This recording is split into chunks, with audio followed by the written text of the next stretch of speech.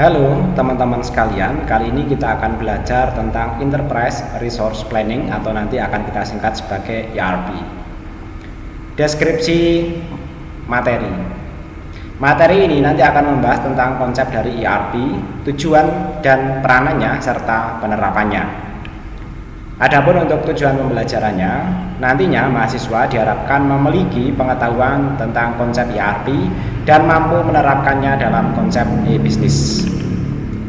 Poin 1, definisi dari Enterprise Resource Planning atau ERP. ERP singkatan dari 3 elemen kata, yaitu enterprise atau perusahaan atau organisasi, resource atau sumber daya, dan planning atau perencanaan. 3 kata ini mencerminkan sebuah konsep yang berujung pada kata kerja yaitu planning, yang berarti bahwa Enterprise Resource Planning menekankan kepada aspek perencanaan. Enterprise Resource Planning atau ERP adalah sebuah sistem informasi perusahaan yang dirancang untuk mengkoordinasikan sebuah sumber daya, informasi, dan aktivitas yang diperlukan untuk proses bisnis secara lengkap. Sistem Enterprise Resource Planning atau ERP didasarkan pada database dan pada umumnya dan rancangan perangkat lunak modular ya. Jadi konsepnya memang konsep sistem itu ya, perangkat lunak ya, seperti pada umumnya ya. Database-nya juga database relasional ya. Dan nanti yang di sini yang diunggulkan adalah modularitasnya. Enterprise Resource Planning merupakan software yang mengintegrasikan semua departemen dan fungsi suatu perusahaan ke dalam suatu sistem yang dapat melayani semua kebutuhan perusahaan, baik dari departemen penjualan, HRD, produksi, ataupun keuangan. Nah, ini kalau di eja HRD juga boleh ya, karena ini memang singkatan dari bahasa Inggris. Sistem Enterprise Resource Planning didasarkan pada database dan pada umumnya rancangan perangkat lunak modular. Definisi umum dari ERP adalah suatu konsep untuk melakukan perencanaan dan pengelolaan sumber daya perusahaan, yakni dalam bentuk paket aplikasi program integrasi dan multimodul yang dibuat untuk melayani dan mendukung berbagai fungsi dalam perusahaan, menjadikan pekerjaan menjadi lebih efisien dan bisa memberikan pelayanan lebih untuk konsumen yang di akhirnya bisa mendapatkan nilai tambah dan memberikan laba maksimal untuk seluruh pihak yang memiliki kepentingan atau perusahaan. Syarat terpenting dari sistem Enterprise Resource Planning adalah integrasi ya. Jadi integrasi ini menjadi sangat penting dalam ERP. Integrasi yang dimaksud adalah menggabungkan berbagai kebutuhan pada suatu software dalam satu logical database sehingga memudahkan semua departemen berbagi informasi dan berkomunikasi. Database yang ada dapat mengizinkan setiap departemen dalam perusahaan untuk menyimpan dan mengambil informasi secara real time. Informasi tersebut harus dapat dipercaya dan dapat diakses dengan mudah serta disebarluaskan. Rancangan perangkat lunak modular harus berarti bahwa sebuah bisnis dapat memilih modul-modul yang diperlukan, dikombinasikan dan disesuaikan dari vendor yang berbeda, dan dapat menambahkan modul baru untuk meningkatkan unjuk kerja bisnis. Selanjutnya adalah konsep dari ERP. Menurut OLS 2004, konsep dasar dari ERP adalah sebagai berikut. Yang pertama, ERP tersusun atas paket software komersial yang bisa dijadikan jaminan integrasi yang mulus terhadap semua aliran informasi di perusahaan, mencakup keuangan, akuntansi, sumber daya manusia, rantai pasok, dan informasi konsumen. Sistem ERP merupakan paket informasi yang bisa dikonfigurasi, yang mengintegrasikan informasi dan proses yang memiliki basis informasi di dalamnya dan melintas area fungsional dalam suatu organisasi.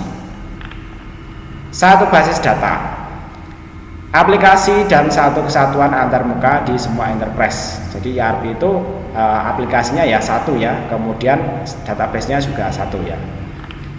Nah, berikut ini adalah ilustrasi ini ya, dasar dari Enterprise Resource Planning. Jadi nanti secara diagram bisa digambarkan seperti ini ya. Di sini ada line untuk front office ya, kemudian di sini corporate reporting, dan di sini ada back office ya. Nah, nanti dari central database ini ya akan terhubung dengan customer ya melalui sales distribution dan service application ya. Kemudian database ini juga akan terhubung dengan Human Resource Management atau HRM ya. Nah, tadi ini HRM itu yang pakai HRD ya. Kemudian akan terhubung juga dengan supplier ya. Tapi melewati di sini financial application, manufacturing application, dan inventory management ya. Selanjutnya tujuan dan peranannya dalam organisasi, maksudnya adalah ERP ya. ERP tujuannya adalah untuk mengkoordinasi bisnis organisasi secara keseluruhan. ERP merupakan software yang ada dalam organisasi atau perusahaan untuk, nah tujuannya di sini. Yang pertama, otomatisasi dan integrasi banyak proses bisnis. Kemudian yang kedua, membagi database yang umum dan praktek bisnis secara enterprise. Yang ketiga, menghasilkan informasi yang real time atau sesuai dengan waktu saat itu ya, bukan nanti misalnya prosesnya saat ini kemudian informasinya baru keluar besok atau beberapa jam kemudian ya. Selanjutnya adalah memungkinkan perpaduan proses transaksi dan kegiatan perencanaan ya.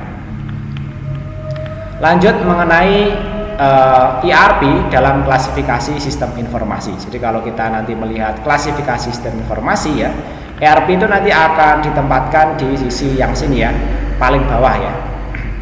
Nah, yang paling atas itu adalah Executive Information System atau EIS ya. Ini tujuannya untuk strategic support ya, untuk top level dari perusahaan ya, itu ya, level-level atas dari perusahaan. Kemudian level menengah itu nanti ada decision support system ya. Ini untuk middle dan tactical ya. Kemudian untuk level paling bawah ini adalah transaction processing system atau TPS dan database management system. Di sana nanti juga ada office automation system atau AOS ya. Nah, ERP application itu adalah low level operational. Nanti di sana ada sales and marketing, kemudian production, dan ada human resource. Nanti yang sifatnya operasional di lapangan lah, itu yang nantinya kita sebut atau membutuhkan sistem yang disebut sebagai ERP ini ya. Selanjutnya adalah kekuatan ERP integrated. Konsep enterprise resource planning dapat dijalankan dengan baik jika didukung dengan seperangkat aplikasi dan dukungan dengan seperangkat aplikasi dan infrastruktur komputer, baik software maupun hardware, sehingga pengelolaan data dan informasi dapat dilakukan dengan mudah dan terintegrasi. Nah, di sini contohnya seperti ini ya, adalah input-nya ya, kemudian di sini adalah proses-prosesnya ya, nanti ada perputarannya, kemudian ada proses-proses yang bertahap dan lain sebagainya, sehingga nanti menghasilkan output yang dibutuhkan oleh perusahaan ya. Inilah interaksinya ya. Selanjutnya adalah evolusi aplikasi enterprise resource planning atau semacam sejarahnya ya. Bagaimana ERP itu populer hingga saat ini dan banyak diterapkan di berbagai industri. Tahap yang pertama adalah material requirement planning atau MRP. Ini merupakan cikal bakal dari enterprise resource planning dengan konsep perencanaan kebutuhan material. Kemudian tahap 2 adalah close up material requirement planning atau MRP2 ya. Ini merupakan sederetan fungsi dan tidak hanya terbatas pada material requirement planning atau MRP.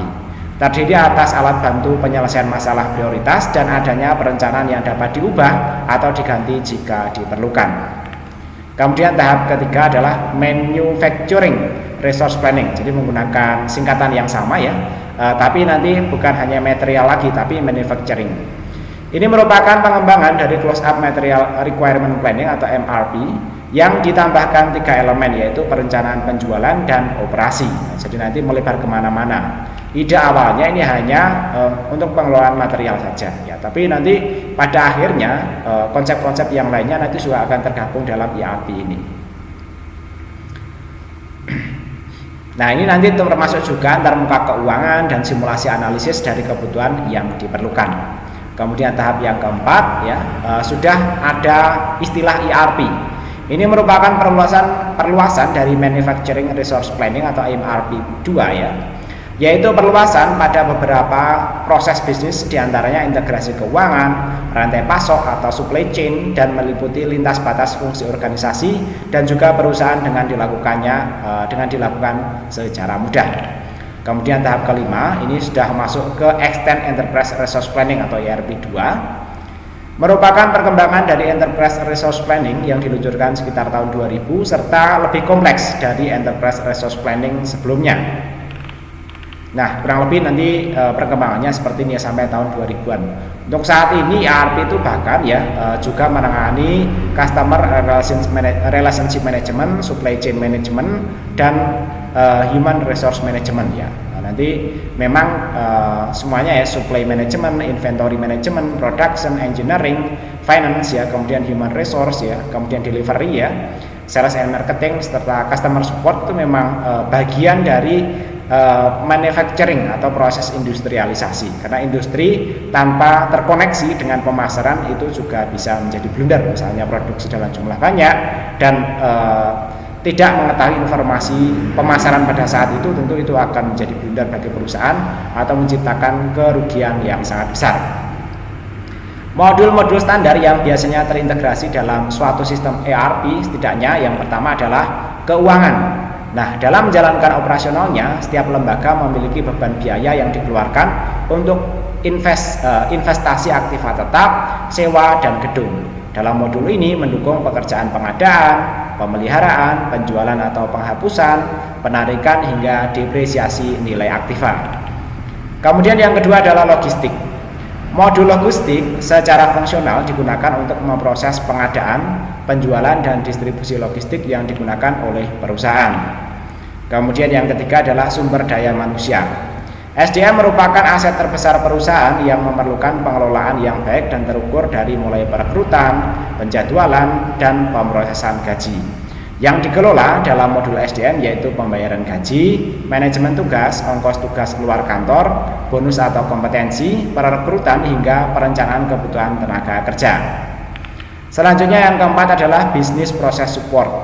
Setiap perusahaan selalu terkait dengan masalah manajemen arus kerja dan solusi industri. Kedua hal tersebut digunakan sebagai kendali atas setiap unit fungsi yang ada di dalam perusahaan. Kemudian yang kelima adalah rantai pasok atau supply chain management. Nanti biasanya disingkat dengan SCM. Ini adalah modul yang menjadi fokus yang mutakhir dalam pengembangan sistem Enterprise Resource Planning atau ERP. Penerapan SCM yang baik dengan memanfaatkan internet adalah solusi yang sangat efektif dalam menghemat biaya perusahaan. Selanjutnya adalah dukungan e-commerce. Transaksi elektronik yang terintegrasi melalui media internet adalah tren masa kini yang mendorong terjadinya proses bisnis komersial yang efektif. Dengan dukungan e-commerce yang baik, maka produsen dapat langsung berhadapan dengan pengguna yang akhirnya berakibat pada pemotongan biaya yang cukup signifikan. Bahkan sekarang ERP itu sudah banyak juga yang terhubung dengan e-commerce ini ya. Nah, nanti di sini ya terhubung dengan salary, terhubung dengan email untuk komunikasi ya, kemudian terhubung juga dengan production ya, kemudian bahan-bahan mentah ya, raw material ya, kemudian electronic invoicing dan yang lain-lainnya ya. Selanjutnya adalah pendekatan implementasi Enterprise Resource Planning. Jadi untuk implementasi sebuah ERP itu juga tidak mudah ya, karena nanti juga menyangkut dengan budaya kerja di perusahaan tersebut, juga terkait dengan SDM yang ada di sana. Ada 3 jenis pendekatan untuk melakukan implementasi ERP, yaitu yang pertama the Big Bang ya. Nah, ini strategi penerapan seluruh modul dalam paket ERP secara simultan di seluruh perusahaan. Kelebihannya hanya memerlukan sedikit interface dan antara sistem lama dan sistem baru. Kemudian sangat efisien dari segi waktu dan hasilnya cukup optimal. Sedangkan kekurangannya implementasinya yang kompleks sehingga resiko kegagalannya tinggi. Maksudnya kalau diterapkan secara bersama-sama ya, itu kalau gagal juga itu ya kerugiannya juga besar. Sekaligus kalau gagal ya gagal keseluruhan dari seluruh manajemen dari perusahaan itu juga memang risikonya tinggi ya. Kemudian yang kedua adalah step by step atau fast approach, yaitu melakukan implementasi sedikit demi sedikit. Tahap selanjutnya berkonsentrasi mengimplementasikan modul yang terkait. Keseluruhan proses bisnis harus terlebih dahulu disiapkan. Nah, kelebihan dari proses ini yaitu kompleksitasnya dapat dikurangi, kemudian memungkinkan terjadinya perbaikan proyek yang akan datang akibat konsultasi internal. Kemudian ini adalah ongkos yang tidak perlu tidak terlalu membebani karena bertahap ya, dan nanti kalau terjadi kegagalan itu kegagalannya hanya terjadi pada satu bagian saja pada perusahaan, bukan keseluruhannya. Adapun untuk kekurangannya, waktunya tentu lebih lama karena memang step by step ya. Kemudian yang kedua, manfaat ERP hanya dapat dirasakan sedikit demi sedikit, akibatnya hasilnya tidak optimal atau tidak segera merasakan ketika menerapkan ERP itu hasilnya seperti apa sih atau dampaknya seperti apa bagi perusahaan itu tidak segera menerima manfaatnya. Kemudian yang ketiga adalah small bang atau pilot approach, yaitu pembuatan model implementasi pada salah satu site atau fungsi perusahaan sebagai pilot project dan diteruskan ke fungsi atau site yang terkait. Nah, kelebihan dari implementasi ini yaitu biayanya relatif rendah, kemudian kompleksitasnya juga akan berkurang. Adapun kekurangannya membutuhkan banyak kustomisasi akibat adanya operasi spesifik antar site ya. Jadi ya memang kekurangannya kurang seperti itu ya. Kalau digambarkan ya menggunakan diagram ya, kurang lebih nanti seperti ini ya, menggunakan big bang, small bang pilot ya, atau step by step ya. Kurang lebih nanti seperti itu ya. Nah, di sini ada penjelasannya dan tadi sudah kita bahas ya. Selanjutnya, keuntungan dan kelemahan implementasi dari ERP. Yang pertama, keuntungan implementasi dari ERP. Yang pertama, keuntungannya adalah integrasi antara area fungsional yang berbeda untuk meyakinkan komunikasi, produktivitas dan efisiensinya yang cepat ya. Kemudian yang poin B adalah rancangan perekayasaan, keuntungannya juga ada di situ ya, rekayasa industrinya nanti juga lebih optimal. Kemudian poin C, pelacakan pemesanan dari penerimaan sampai fulfillment ya. Kemudian poin D, mengatur saling ketergantungan dari proses penagihan material yang kompleks. Poin E, pelacakan 3 cara yang bersesuaian antara pemesanan pembelian, penerimaan inventory, dan pembiayaan. Kemudian poin F, akuntansi untuk keseluruhan tugas, melacak pemasukan, biaya dan keuntungan pada level inti. Selanjutnya kelemahan dari implementasi ERP, yaitu terbatasnya, yang pertama ya, terbatasnya kustomisasi dari perangkat lunak ERP. Kemudian sistem ERP sangat mahal ya, tentu ya karena ini juga membutuhkan teknologi yang handal ya. Kalau menggunakan perangkat-perangkat yang berkualitas rendah, itu resikonya kalau sistemnya tidak berjalan dengan baik maka akan mempengaruhi terhadap keseluruhan proses manufacturing atau industrialisasi. Kemudian poin C adalah perekayasaan kembali proses bisnis untuk menyesuaikan dengan standar industri yang telah dideskripsikan oleh sistem enterprise resource planning dapat menyebabkan hilangnya keuntungan kompetitif. Kemudian poin D, ERP sering terlihat terlalu sulit untuk beradaptasi dengan alur kerja dan proses bisnis tertentu dalam beberapa organisasi. Kemudian poin E, sistem dapat terlalu kompleks jika dibandingkan dengan kebutuhan dari pelanggan. Kemudian poin F, dalam ERP berada dalam satu tempat, contohnya pelanggan, data keuangan, itu nanti misalnya tidak berada dalam satu tempat ya. Hal ini dapat meningkatkan resiko kehilangan informasi sensitif jika terdapat pembobolan sistem keamanan. Maksudnya ya, karena ini data pelanggan dan data keuangan itu ada di dalam satu tempat ya, misalnya kebobolan data pelanggan saja nanti berisiko karena dalam satu tempat ya, kehilangan juga data keuangan ya. Selanjutnya adalah manfaat menggunakan ERP. Berikut ini adalah sebagian kecil manfaat dengan diaplikasinya ERP bagi perusahaan. Yang pertama adalah integrasi data keuangan. Untuk mengintegrasikan data keuangan hingga top manajemen bisa melihat dan mengontrol kinerja keuangan perusahaan dengan lebih baik ya. Nah, jadi nanti integrasi antara bagian-bagian bagian-bagian departemen yang menggunakan uang itu nanti akan memudahkan dan mengsistemasi ya dari proses industri sehingga nanti top manajemen ya bisa melihat dan mengontrol kinerjanya. Yang kedua adalah standarisasi proses operasi, yaitu menstandarisasi proses operasi melalui implementasi best practice ya atau contoh-contoh pelaksanaan yang terbaik ya, sehingga terjadi peningkatan produktivitas, penurunan efisiensi ya, dan peningkatan kualitas produk ya. Jadi nanti ini efisiensi ya, artinya pemborosan ya. Kemudian berikutnya yang ketiga adalah standarisasi data dan informasi, yaitu menstandarkan data dan informasi melalui keseragaman pelaporan, terutama untuk perusahaan besar yang biasanya terdiri dari banyak bisnis unit dengan jumlah dan jenis bisnis yang berbeda-beda ya. Selanjutnya adalah tips memilih ERP ya. Berikut adalah beberapa tips bagaimana cara memilih ERP yang sesuai bagi perusahaan ya. Yang pertama adalah knowledge and experience. Knowledge adalah pengetahuan tentang bagaimana cara sebuah proses harusnya dilakukan. Jika segala sesuatunya berjalan lancar, experience adalah pemahaman ini adalah pengetahuan knowledge ya. Kemudian experience, ini adalah pemahaman terhadap kenyataan tentang bagaimana sebuah proses seharusnya dikerjakan dengan kemungkinan munculnya permasalahan. Knowledge tanpa experience menyebabkan orang membuat perencanaan yang terlihat sempurna tetapi kemudian terbukti tidak bisa diimplementasikan karena mungkin suatu pengetahuan itu kan tidak detail, sementara di lapangan itu ada variabel-variabel yang mungkin tidak terduga atau tidak terhitung secara teorinya. Kemudian experience ini kalau experience tanpa knowledge ya bisa menyebabkan terulangnya atau terakumulasinya kesalahan dan kekeliruan karena tidak dibekali dengan pemahaman yang cukup ya. Jadi kalau mengandalkan pengalaman saja ya tanpa teori yang benar juga itu ya berdampak terakumulasinya atau terulangnya sebuah kesalahan atau kekeliruan ya. Selanjutnya adalah selection methodology. Ada struktur proses seleksi yang sebaiknya dilakukan untuk memenuhi kebutuhan perusahaan dalam memilih ERP. Proses seleksi tidak harus selalu rumit agar efektif. Yang penting organized atau terorganisasi, kemudian terfokus dan sederhana. Proses seleksi ini biasanya berkisar antara 5-6 bulan sejak dimulai hingga penandatanganan order pembelian ERP ya.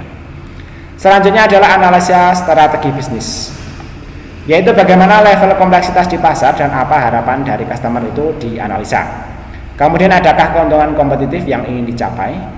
Selanjutnya yang poin C yaitu apa strategi bisnis perusahaan dan objektif yang ingin dicapai. Selanjutnya yang keempat adalah bagaimana proses bisnis yang sekarang berjalan dibandingkan dengan proses bisnis yang diinginkan. Kemudian yang kelima, adakah proses bisnis yang harus diperbaiki? Ya, silahkan nanti dianalisis sebelum nanti memutuskan ERP mana yang akan dipilih.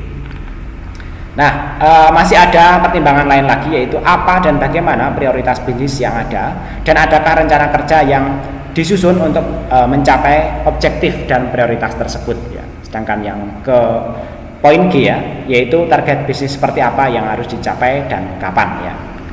Selanjutnya adalah analisa people atau orang-orang yang ada di dalamnya, yaitu yang pertama adalah bagaimana komitmen to management terhadap usaha untuk implementasi ERP. Selanjutnya adalah siapa yang akan mengimplementasikan ERP dan siapa yang akan menggunakannya. Berikutnya adalah bagaimana komitmen dari tim implementasi. Selanjutnya adalah apa yang diharapkan dari calon user terhadap ERP. Kemudian adakah ERP champion yang menghubungkan top manajemen dengan tim. Selanjutnya adakah konsultan dari luar yang disiapkan untuk membantu proses persiapan. Selanjutnya adalah analisa infrastruktur. Kemudian bagaimana kelengkapan infrastruktur yang sudah ada, overall networks, permanent office system, kemudian communication system and auxiliary system. Kemudian seberapa besar budget untuk infrastruktur serta apa infrastruktur yang harus disiapkan. Selanjutnya adalah analisa software. Analisa software ya dilakukan dengan pertanyaan apakah software tersebut cukup fleksibel dan mudah disesuaikan dengan kondisi perusahaan. Kemudian apakah ada dukungan servis dari supplier, tidak hanya secara teknis tapi juga untuk kebutuhan pengembangan sistem di kemudian hari. Kemudian seberapa banyak waktu untuk implementasi yang tersedia. Selanjutnya apakah software memiliki fungsi yang bisa meningkatkan proses bisnis perusahaan ya. Nah, berikut beberapa software ERP yang saat ini beredar, baik yang berlisensi ataupun yang open source ya. Nanti teman-teman bisa googling ya, ada SAP, JDE, BAN, MFG Pro ya. Kemudian Protean, Compire, Edempire, Odoo, Web ERP. Ya, jadi untuk pembelajaran di kampus biasanya menggunakan Compire, Edempire, Odoo ataupun ERP. Nanti di antara 4 ini biasanya dijadikan sebagai itu ya bahan pembelajaran ya. Nah, untuk saya sendiri biasanya menggunakan antara Odoo atau ERP ini ya. Sedangkan Compire dan Empire sampai saat ini saya juga belum mencoba. Nanti di lain kesempatan kalau teman-teman itu ya memungkinkan, kita akan mempelajari di antara software-software ERP ini, sehingga nanti kita tidak hanya belajar konsepnya saja, tapi juga akan belajar bagaimana cara menerapkannya. Baik, demikian teman-teman sekalian untuk materi perkuliahan kali ini, mudah-mudahan dipahami dan bermanfaat. Sampai ketemu lagi pada video pembelajaran berikutnya.